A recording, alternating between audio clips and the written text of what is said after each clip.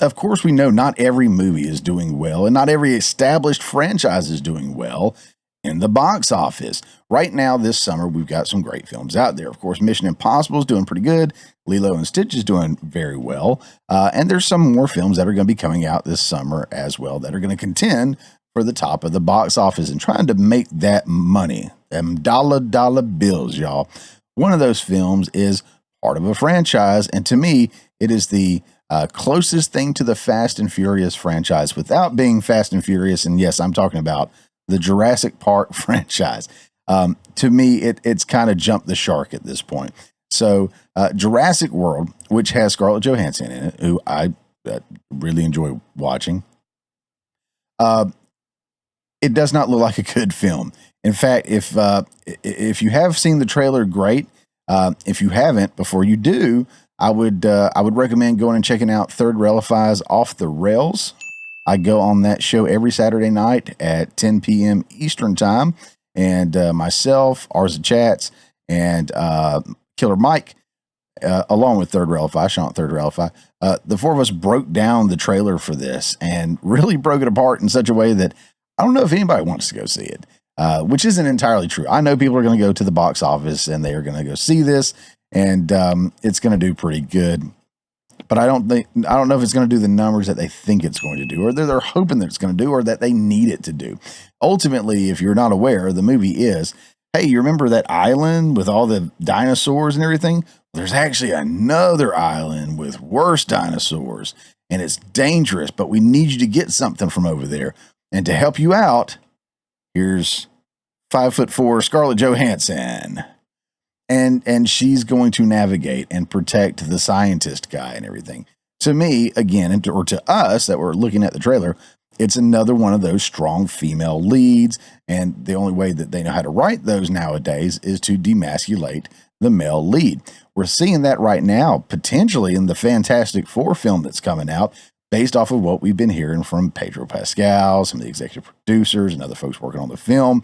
It does sound like they are going to push Sue Storm up front, and Reed Richards is going to take a back seat. That's what we're hearing anyway. We'll see. But again, as they write these characters, they can't just write a strong female lead. They have to take away from whatever male is present, whether it's a former lead or it's a partner that should be equal partnership. They have to demasculate and minimize the male character. So I feel like in this Jurassic World movie, they're going to do the same thing. And again, I do like me some Scarlett Johansson, but I don't think I would trust her to protect me in a situation where we're surrounded by prehistoric creatures and she's like 5'4" or whatever she is. You know, a little bitty, cute little thing. Absolutely. But what's she going to do? How's she going to protect me? Anyways, we'll look at this article real quick from Movie Web. It says Jurassic World Rebirth is barreling toward a disappointing franchise first at the box office. Summer 2025 is shaping up to be a big one at the movies as high-profile titles like Superman, which the jury's out on that one. I am definitely sus on that one. Don't know if it's going to be good or not. Obviously, no one does, but I've got concerns, but I'm also being very, very optimistic. And you can say what you want about that one, but the Fantastic Four First Steps, that is going to be a dud. That is going to be a dud.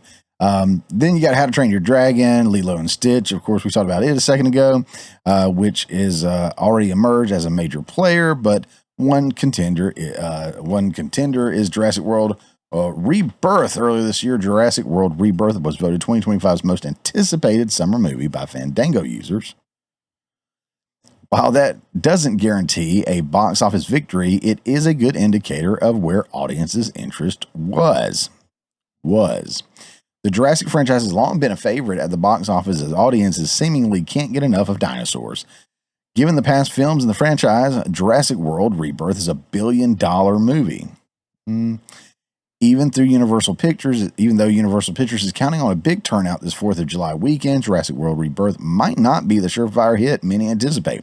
A combination of increasingly bad word of mouth from the prior films led to a decrease in box office, one that Jurassic World Rebirth might pay the price for.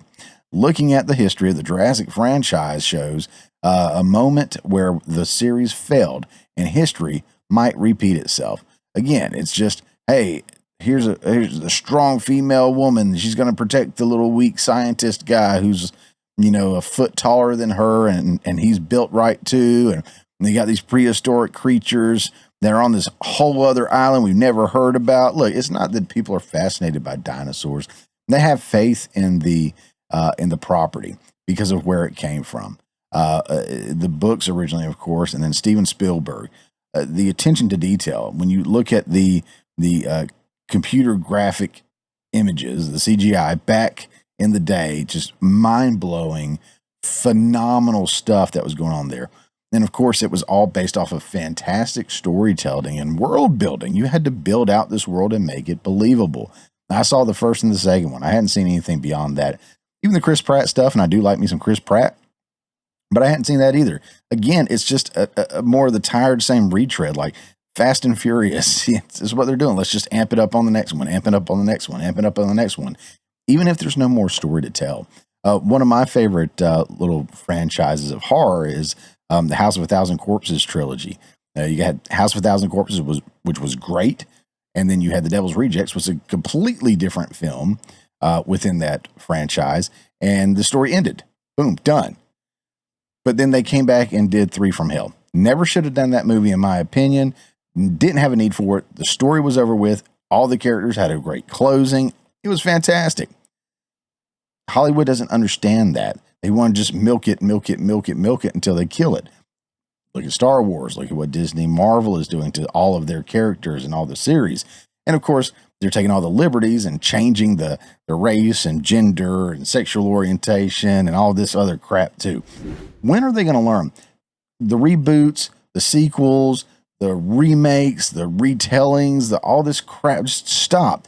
There are so many, like myself, independent filmmaker. There are so many other filmmakers out there that have original scripts on desks in Hollywood, on these studios, in agents' hands, wherever, that they could definitely dive into for lower budgets, mind you, and probably make about as much or more at the box office than they would retreading the same tired stuff and the same tired tropes over and over again at the box office.